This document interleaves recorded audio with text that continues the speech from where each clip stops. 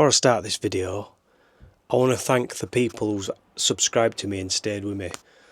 Sometimes I can get a bit passive aggressive on some videos, I don't mean to. And some people don't agree on the protest neither, which is fine. People are allowed their opinions. People who comment, negative stuff, I wish they would reply and back it up, because if you're never going to reply, then your comment's more or less null and void, because, well, it don't mean no. If you can't back your argument up or your side, your opinion, then what's the point in commenting? But for the people who do leave good comments and subscribe and just like my content, thank you. I never actually thought anyone would ever subscribe to me or even watch my videos, to be fair. I just do it as an hobby, really. I'm not that bothered about monetization or getting money from it, because let's be honest, you've got to be Mr. Beast to actually earn any real money from it. So it don't really bother me that. I want to tell people or show people that, you can do this. It's doable. I know I'm going rambling on a little bit, and please just bear with me. It took me a long time to get to this point. I wanted to do van life before van life were even a thing. I wanted to get a Toyota Hiace 4-wheel drive. I was telling this story at the protest, and I wanted to take the kids when they were really young up Derbyshire and Scotland, and I could never do it. I could never afford the money to do it, and I got a little bit of a break. I bought a car, and I actually sold it for more than what I bought it for. And then this came for sale, and I just bought it straight away. I thought, I don't care. No one's stopping me. No one's trying to drag me down, and they tried to stop me from doing it. And I thought, balls to it. I'm buying it, and I'm turning it into a camper van, and I don't care what happens. If it breaks down, it breaks down. If it goes wrong, it goes wrong. I will just do it. And I'm sat in it now talking to you guys, because I just wouldn't let anyone trample on my dreams that I want. And yeah, it's not much. It's not a lot, but it is to me. And that's why when people show me the vans, I'm always impressed, because I just think, brilliant, you've done it. You just did it. And that's what you should do, really. If you really, really want something, you'll go and get it. That's what I believe. Sorry for that little ramble. So yeah, it's just a thank you to everybody, and yeah, thanks. Hello, welcome back to the channel. I've actually already done a video about this, but I thought I'd do a more detailed breakdown of my van and how I've built it, so you can see, well, a more detailed breakdown about why I think my van is a good bug out vehicle, and we'll take you through other bits. Well, which is a 1996 VWLT. Quite a lot of modifications I've done myself. I've changed it how it originally was built.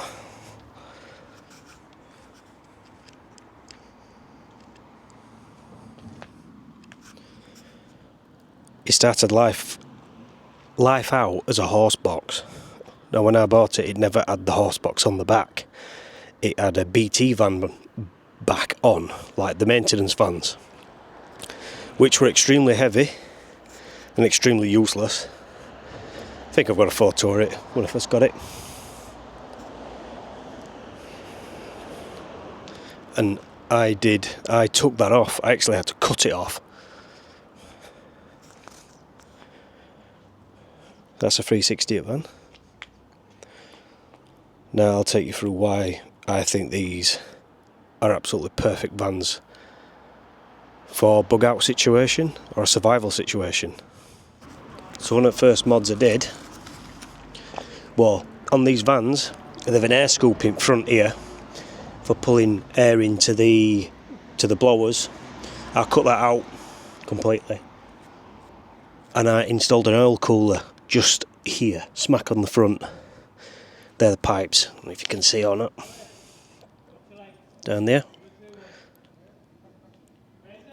To keep because the engine's in between the seats on these. And that's to keep the heat down, because they do like to run quite hot. So that does help a lot, especially at motorway when you're revving at like 4,000 revs at 50 miles an hour. We'll move inside. Now inside these beasts, there really are no frills. I haven't got a radio in this one. And I've got no heaters either, because I cut, like I said previously, I cut the scoop out. To be fair, warm air still comes through when you're driving, but when you stop, it stops. So there we go with that.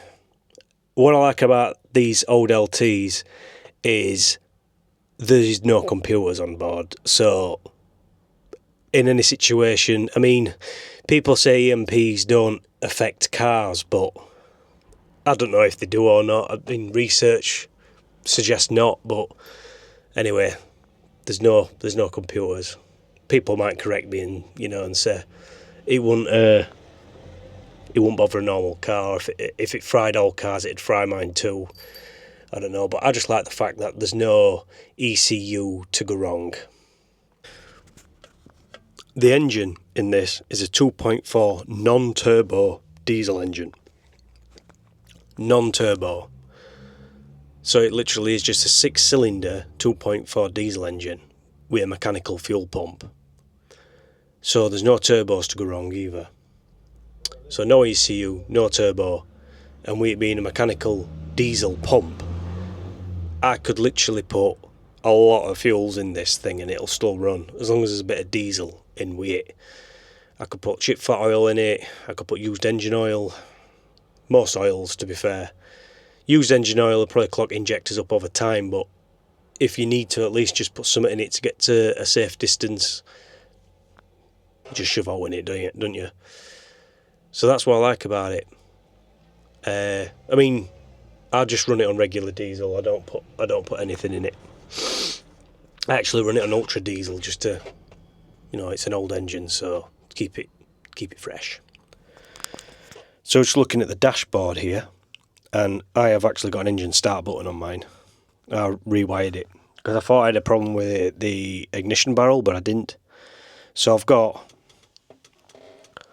an oil temperature, an oil pressure, and a rev count, because these don't come with a rev count or tacho as standard. For some reason it's got a big clock, I'm not too sure why. There's literally nothing on there to suggest there's anything wrong with it, apart from when brake fluid gets low, and that's my speedometer and mileage. There is a choke, but I never use it because it doesn't seem to get cold enough in England. This is a dashboard. I have got an actual cupboard door for that, but I've took it off because I can't see point having it in. It just gives people an excuse to break in and have a look what's in it. And I've got a hole in the bottom there because I haven't got a new gator yet. 5-speed. And we check the radiator fluid there. And we can check the oil there, because the engine's in between the seats.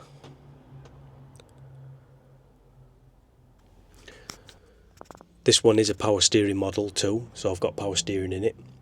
But the one thing I like about these old LTs, and probably most old vans this sort of age, is the simplicity design of them. Everything is very, very simple on board. There's like, I can take old dashboard to bits with a screwdriver. And you can get literally underneath them because at ground clearance. I don't need to jack it up. I can just get underneath and have a look to see if there's any problems or whatever. Got windy windows too. The only one problem with this van that really is a problem is it's only got 3 seats in the front. So if we ever go camping, like to a site, we have to take another vehicle because I can't fit everyone in. And I don't have an access through, so it's not like you can have seats in back either. Surprisingly, when I drive down the motorway, it's got dual wheels on the back, makes it incredibly stable to drive.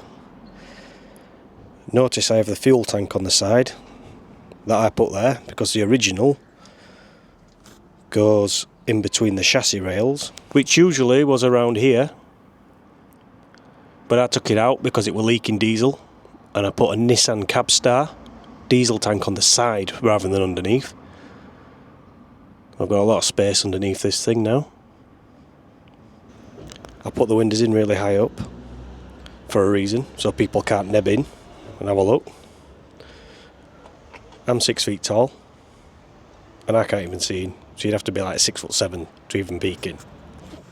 The back on my truck is off a Sainsbury's freezer wagon, or fridge wagon you could say, fridge van, so it's incredibly insulated in the winter, incredibly hot in the summer. And I kept the door at the back. A lot of people change this, but I kind of like it because you're just getting straight out at back rather than to the side. Good if you're on a road. You can see it just behind the wheel, that's my grey water tank.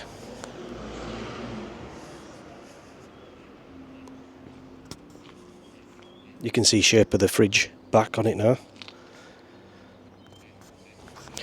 I got my steps that slide in and out to get in.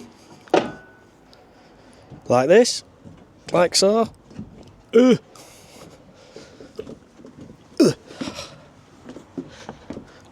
back bumper is off a Motorcom trailer. And I just retrofitted it to it because there's nothing really on the back of these when you get them. So I made it fit.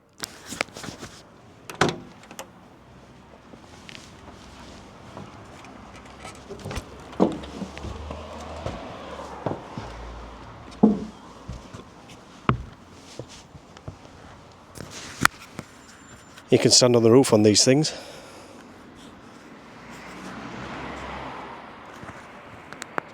Got 220 watts of solar panels on roof. I think it's True Blue Travellers have just gone round Canada in one of these insulated backs, one of these fridge backs on there. Well, they bought the van with the back on. They bought a Sainsbury's van and converted it, so they're pretty warm when it comes to winter. This one,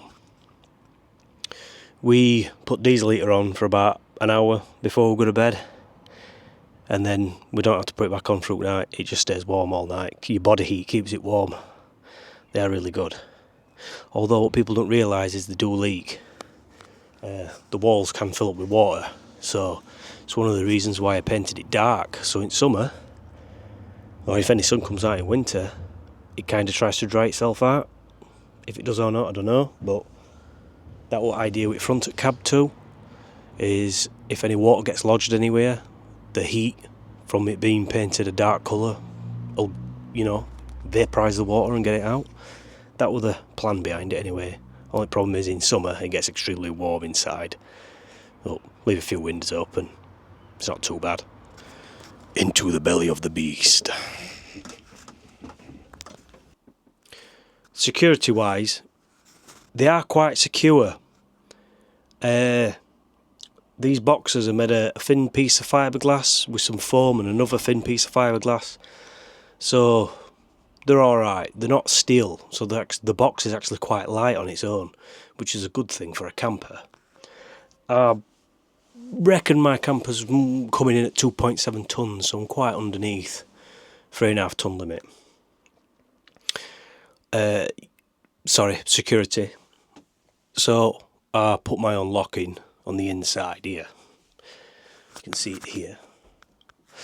I put that in because you can't lock it from inside, so anyone could just open your door from outside. It's a safety measure, I think. So you can't lock yourself in. So I put my own lock there. So, well, I can lock myself in, basically. So we'll go through a few things in here that I did. By the way, more or less everything that you see in this camper van I built from recycled materials. Pallet wood, would I used to get off jobs that were going to get thrown away in a skip. I just used whatever I could because I didn't have money. I'm just a working class man who, you know, I wouldn't say wage from week to week, but yeah, I ain't got money to just go and buy a £40,000 camper van, or I ain't got money to literally just make this thing like a palace inside. But then also there's I paid £1,500 for the van, just for the van. I paid £500 for the box, and then it would be mindless and stupid to then throw £10,000 at the interior because it's not worth doing. So in my head, it was get what I can for free and literally do it as a bare bones project, as in just build what I can. And it works. And it really does work for me. I'm still not finished. It's untidy in places. Wiring needs tidying up. I'll show you that in a bit. But other than that, it works. And we've been everywhere in it. Can't fault it, you know. So here we have the kitchen. Ta-da! So I've got a shelf up here, as you can see, with toothbrushes and tea bags and coconut oil and whatever else in. To this side, I have my cup holder. Got wine glass holder up here. They hang from ceiling. And a nice piece of kitchen roll shoved in to stop them all from falling out, because they do. Got like a top box here, shelf, that I've got pans in and stuff. It's all messy a minute, you have to just excuse me. There's no doors, if you notice, on any of my units in these. There's a lip to stop stuff falling out, but I didn't put any doors on because I didn't want mould growing inside the cupboards. When it gets really hot in here, the cupboards will still be cold inside and cause condensation, which I didn't want. And it's adding weight to the van as well, and I really don't want extra weight. I'm trying to minimise as much weight as possible. So that's why you'll never see any doors. Plus I can just reach in and get stuff. I think it's easier. Down here, I've just got a single ring burner that takes these. Because I had a proper gas oven in here. You know, proper jobby. I never used it. I never ever used it. It was very heavy. And it's not really to gas regs either, so I took that out. Talking about that, I've got my shower here. That's my shower unit there. So the shower unit hangs over the sink. Now, to actually have a shower, which I'll get to in a minute, you put that on, and then it powers, the water goes through to the shower here. Does splash a little bit, I've got to admit. These, obviously behind these is the windows. So you can open window when you're cooking. Now, these are supposed to be outside. They're not supposed to be inside.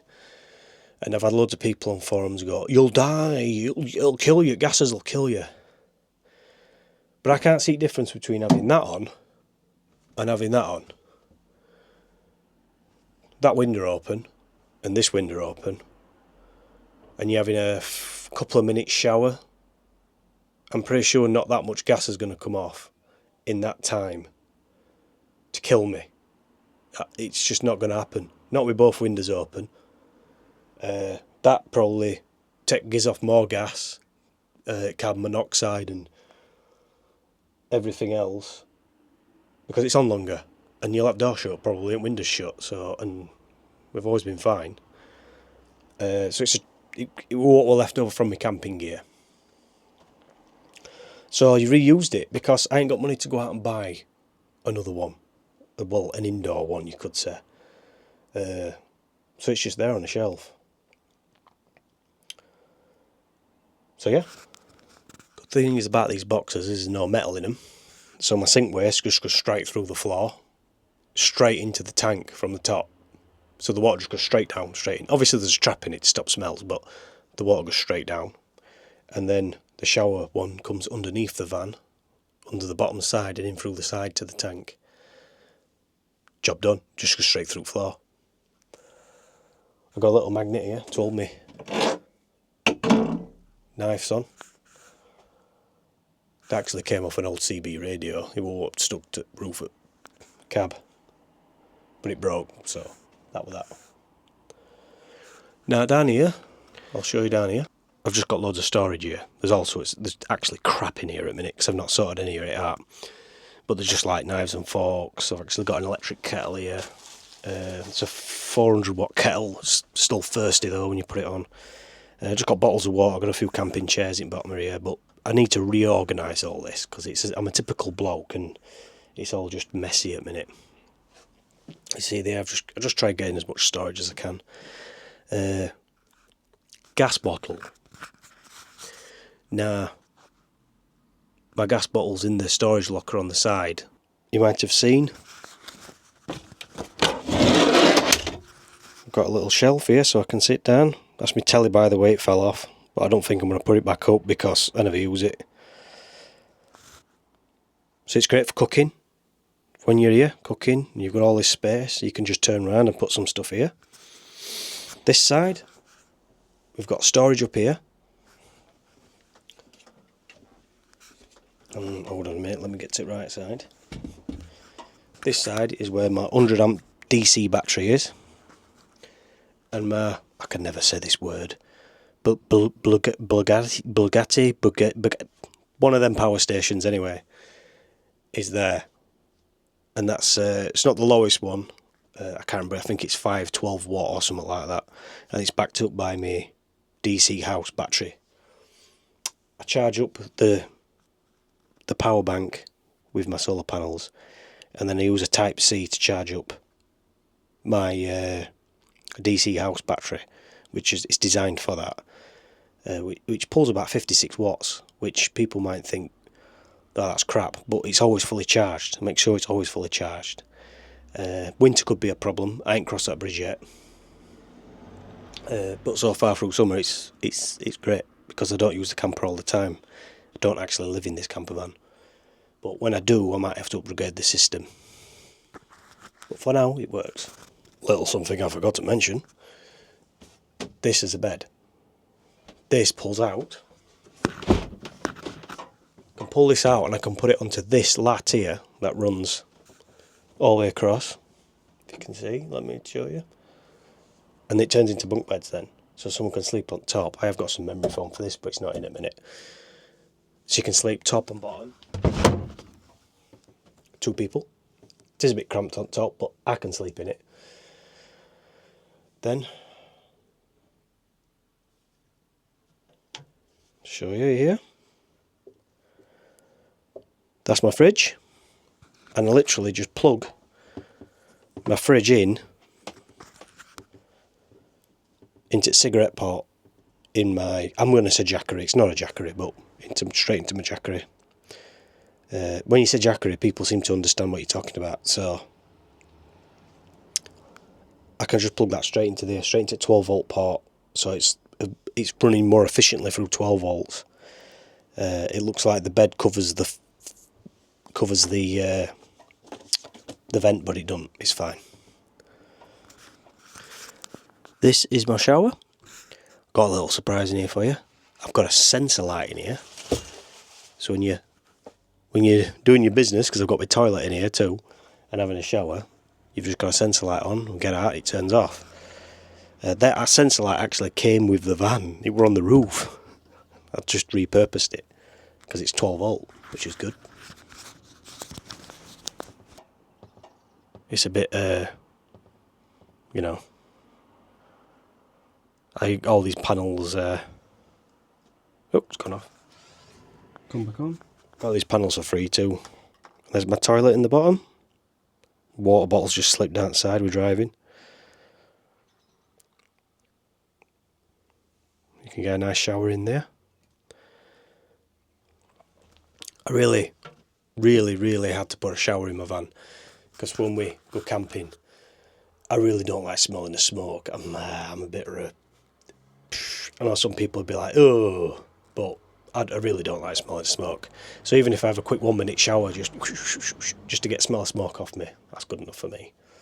I tried to keep this video as natural as possible. Like, some people would frantically clean the van and like polish everything and make it look perfect, whereas I've not done that because I just think that's not real to life.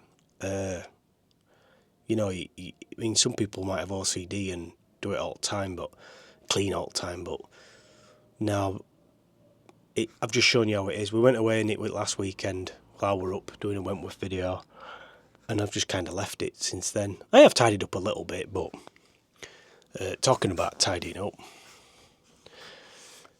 the carpet on this van is just a mat that I just fitted in place. And when it gets mucky and hammered, because they do, because in winter you can't help but walk sludging, it's just inevitable. Once it's done, I just rip it out and I just get another one and put it in, a cheap rug. Simple then. It's not fitted properly. I can just rip it out, mop floor, let it dry, clean it all up, and then just put another one in. It's job done. And now we're on the bed. Well, I'm on the bed. This space is it's actually a 3/4 size bed. It's just over 1200 wide, this area. And I got gifted some memory foam off 12mm Shark. And I've got 3 pieces, because this turns into a table underneath me. It's absolutely comfy. This bed is unbelievably comfy. To say it's a DIY bed, oh man, it's comfy.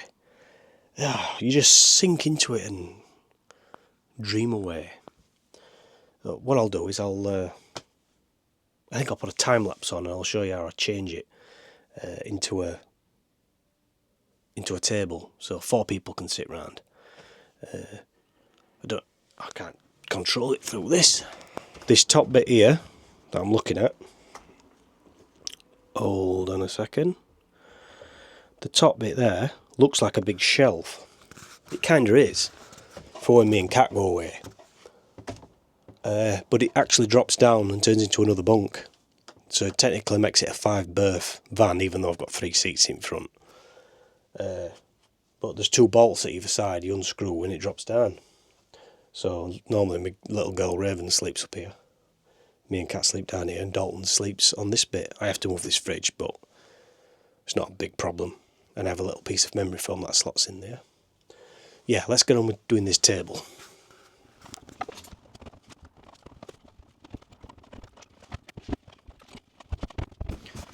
And voila! I'm sat at the table. There we go. Put that up there, out of the way. And I can put cushions behind me and pillows behind me there, but I ain't done it this time. And you can sit on throws. There we are.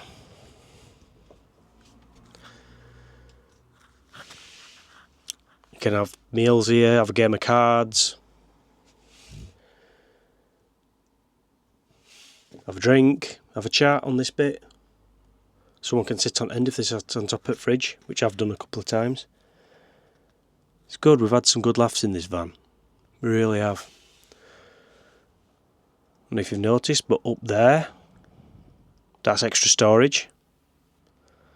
And just behind me there, there's like mirror up there, and you can put some extra clothes and what have you. So actually quite a lot of storage in this van. I think I've crammed quite a lot of stuff in here. For what it is, for what the size is, because I'd say the Sprinter vans were bigger and the Peugeot Boxers are bigger vans than this. But if you utilise the space properly,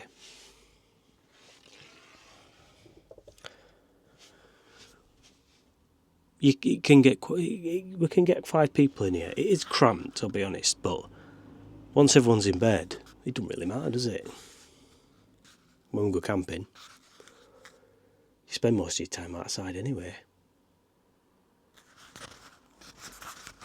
The lighting I've got in this van is 240 volts. I just run it off like an extension lead coming round. They are LED, but they're not the most efficient LED. Noisy. So try not to put them on, or just put both on a minute. But it's summer, I've got loads of power coming in from solar, so I'm not bothered. So yeah, they're not the best, but I just sometimes just leave one on. You see, I've got my axe just in case. Just in case. The windows in this van are horsebox windows. Not the best, but they're easy. They're easy to fit, and if I break any glass in it, they're easy to take out and replace glass. Most of the time, I have these on. These covers. I've made a video about these in past, which some of my subscribers will know about. I kind of leave them on all the time because I don't want people looking in and see what's in here. So it's actually daylight outside. I don't want people looking in, seeing what I've got in here. I know I'm putting it on YouTube, and people will know eventually what I've got in here. If they've actually watched, people from around here who actually watch it or not, I don't think they do. Maybe a couple. And the ones that do are not going to be thieves, I don't think. Well, I hope not, anyway. But I spend a lot of nights in this van on street anyway, so if you do try and break in, I might be waiting for you. So, that just kind of wraps up the detailed breakdown of my van. If you need to know what else, just ask me in comments. There's a few shout outs I want to say to some people for previous videos like the protest. I want to thank Rotherham for setting up the protest, None Lost Souls, all the guys over there. Dean, I've not forgot about you. I'm going to send you them tablets. Tablets, God, I sound like a drug dealer. Vitamins. I've not forgot about you, mate. I've just been a little bit busy.